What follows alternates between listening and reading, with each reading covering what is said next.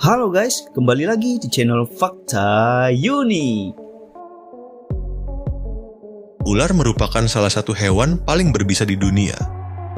Walaupun makanan mereka hanya seekor tikus, burung, atau katak, tetapi beberapa memiliki bisa yang dapat membunuh seekor gajah sekalipun. Dalam menyuntikkan bisanya, ular menggunakan sepasang taring yang berada di mulutnya. Dari sekian banyak ular berbisa, ada keluarga ular yang memiliki taring paling panjang di antara yang lain. Di video kali ini, kita akan membahas secara mendalam tentang ular viper ini.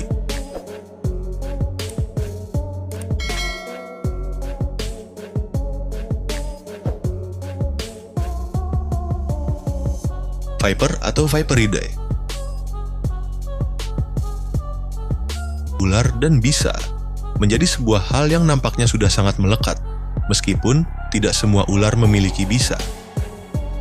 Di antara banyak ular berbisa, pada keluarga ular yang bisanya cukup mematikan, viper atau dalam bahasa ilmiahnya disebut Viperidae, merupakan keluarga ular berbisa yang dihuni 4 subfamili, yaitu Azemiopinae, Caucinae, Crotalinae, dan Viperinae.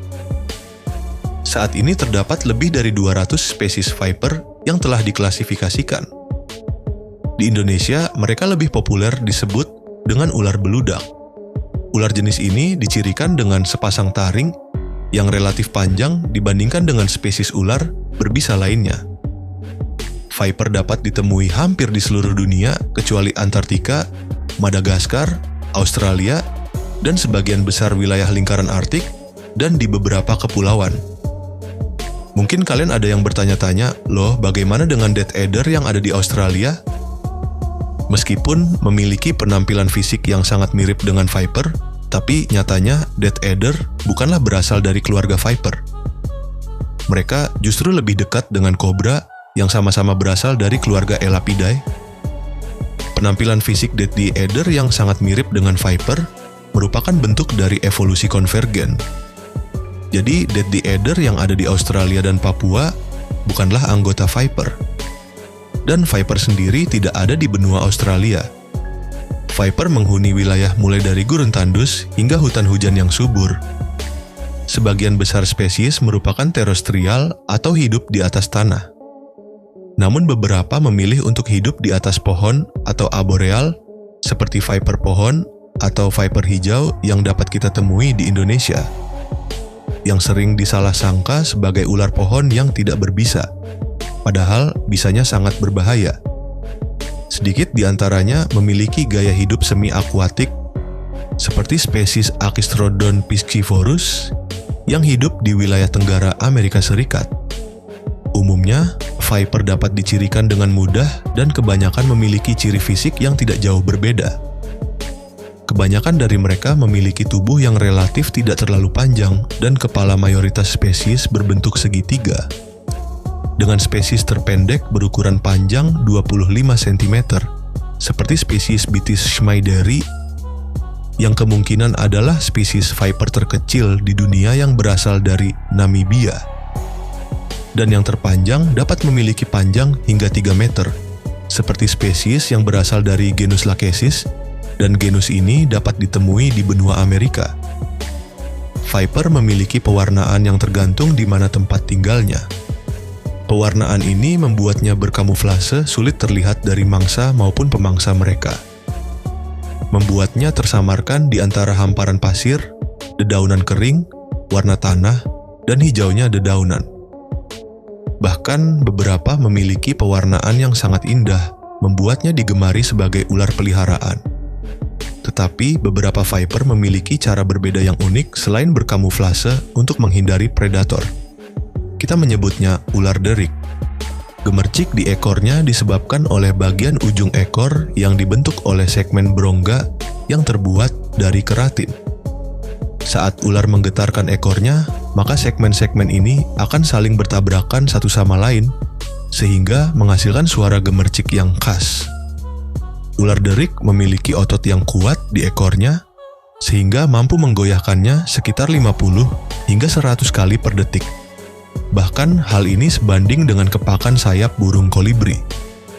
Suara gemercik ini digunakan sebagai peringatan bagi predator atau yang dianggap mengancam baginya. Memberi peringatan agar tidak mendekat karena bahaya ada di sekitar. Ada hal lain yang menjadi pusat perhatian dari viper, yaitu taring panjang dan bisa mereka. Di mana gigitan viper bukanlah hal yang bisa dianggap remeh.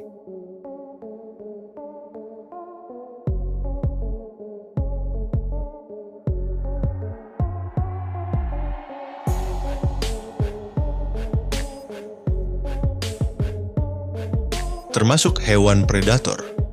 Kebanyakan viper adalah ular penyergap, di mana mereka tidak terlalu aktif dan lebih sering menunggu dengan bersembunyi dan berkamuflase di lingkungannya. Inilah kenapa mereka cenderung tidak pergi saat bertemu manusia.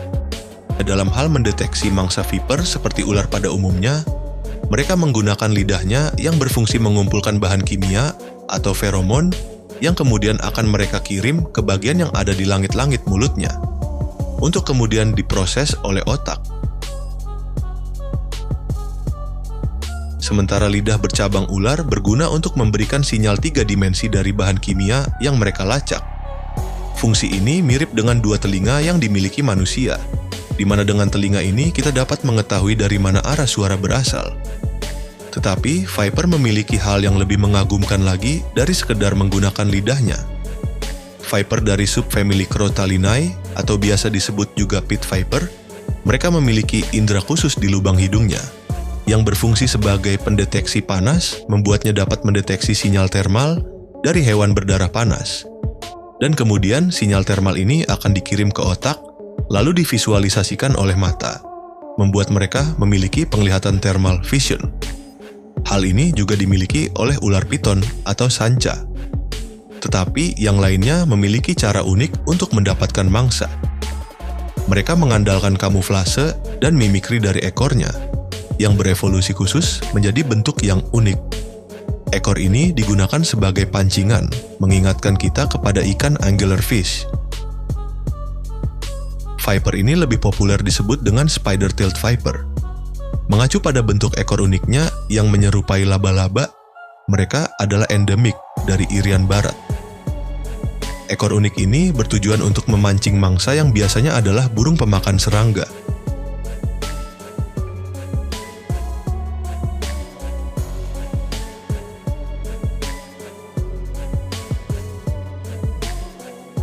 Toksisitas atau bisa racun.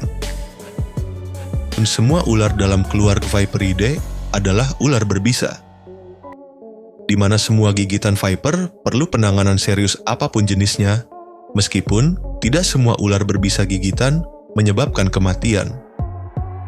Kebanyakan viper memiliki jenis racun hemotoksin, yaitu racun yang menyerang sistem darah. Akibatnya dapat menyebabkan terhambatnya pembekuan darah serta berbagai kerusakan sistem darah lainnya. Kematian bagi manusia biasanya disebabkan karena penurunan tekanan darah akibat bisa hematoksin tersebut. Selain hemotoksin, viper juga memiliki bisa yang bersifat proteolitik yang dapat mengurai protein. Bisa proteolitik tidak hanya digunakan untuk membunuh, melainkan juga digunakan untuk membantu sistem pencernaan, karena sifatnya yang dapat memecah molekul seperti protein. Sementara efek dari bisa proteolitik ini dapat menimbulkan penderitaan yang sangat menyakitkan, di mana dapat menyebabkan nyeri yang parah dan pembengkakan di sekitar area gigitan, serta berbagai komplikasi lainnya. Dalam kasus gigitan yang parah, anggota tubuh yang terkena gigitan dapat melepuh atau mengalami pembusukan, bahkan hingga harus diamputasi. Bisa mereka tersimpan di kelenjar yang terletak di bagian belakang rahang atasnya. Bisa ini akan disuntikan lewat taring panjangnya mereka miliki. Taring viper adalah salah satu yang tercanggih di antara banyak jenis ular. Mereka memiliki jenis taring Selenoglippaus. Taring ini memiliki ukuran yang sangat panjang dibanding dengan spesies ular berbisa manapun, sehingga membuat viper menjadi ular berbisa dengan taring terpanjang di dunia. Di mana spesies yang memiliki taring paling panjang adalah viper gabun yang hidup di Afrika. Mereka memiliki taring hingga sepanjang 5 cm, bahkan lebih taring panjang. Ini memungkinkan viper untuk menusuk lebih dalam dan menginjeksi bisa secara maksimal. Mereka tidak akan kesulitan dengan tarinya tersebut karena ular ini dapat melipatnya ke dalam saat mulutnya tertutup. Dan dalam mengatasi taring panjangnya, Viper dapat membuka mulut hingga hampir 180 derajat. Sehingga taringnya dapat terekspos dengan sepenuhnya. Kasus gigitan Viper terhadap manusia harus selalu dianggap serius. Penanganan cepat adalah kunci keselamatan korban. Penolongan pertama dapat dilakukan dengan imobilisasi bagian yang terkena gigitan, untuk tidak menggerakkan anggota tubuh yang tergigit, atau mungkin seluruh tubuh korban untuk tidak banyak bergerak. Atau dapat dibantu dengan metode pressure bandage immobilization. Sementara penanganan dengan menghisap luka gigitan atau memberi herbal-herbal tertentu tidaklah direkomendasikan, karena berpotensi membahayakan menolong maupun korban.